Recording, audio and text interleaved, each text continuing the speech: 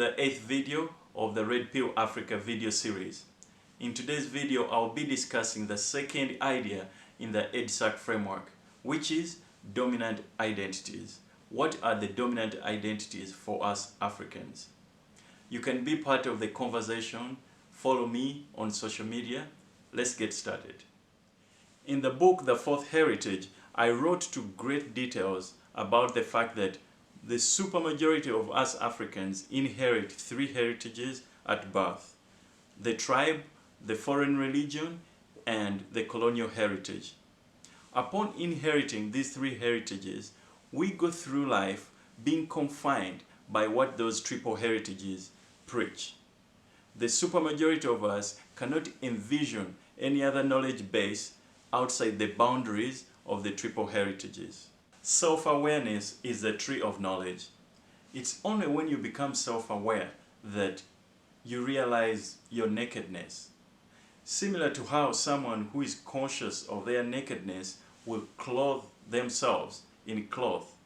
We Africans, when we become conscious of our tribal heritage nakedness, we clothe ourselves in Western and Islamic garments.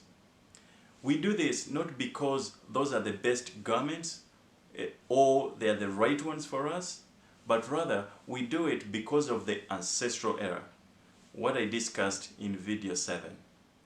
Because our traditional tribal heritages are firmly dominated by the external ones, all systems in our African societies, including education, are set up to transition us from tribal existence into Arab Islam or European Christianity.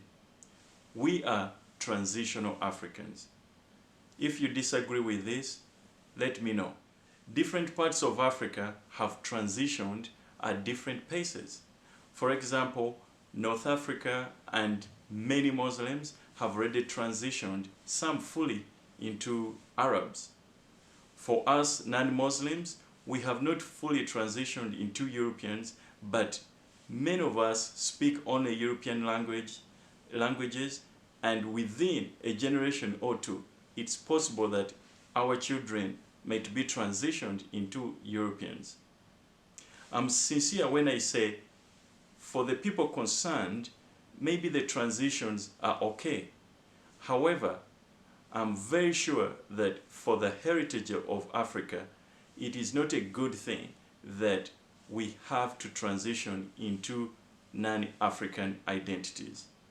For when Africa is African, it is good for Africa, it's good for the non-African. In fact, it is good for humanity. We've all read somewhere that all humans come from Africa. That means something. What makes our transitioning into non-Africans very effective is that we take these external heritages as identities, as who we are, instead of as something that we can learn from.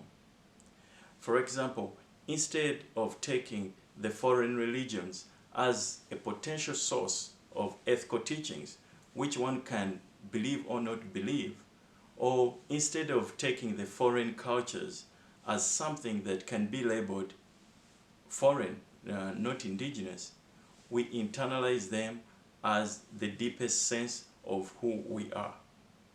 That is why it's very easy to find an African Christian or African Muslim be more passionate about their religious teachings than the traditional teachings, which in some instances could be more universal.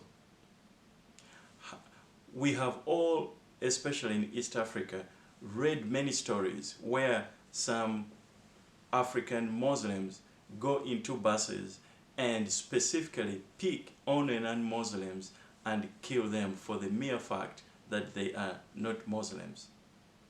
The shared African identity is trumped, is dominated by the religious identity these people have. How on earth do you expect us to ever reach an African solution when you have people with such religious mindsets? As modern Africans, we need to fight the problem of us transitioning into non-Africans. We each need to contribute however way we can to the creation of a universal African identity that we can call our dominant identity.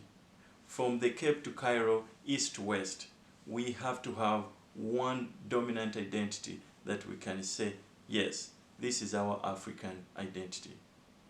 Thank you for watching. See you next time.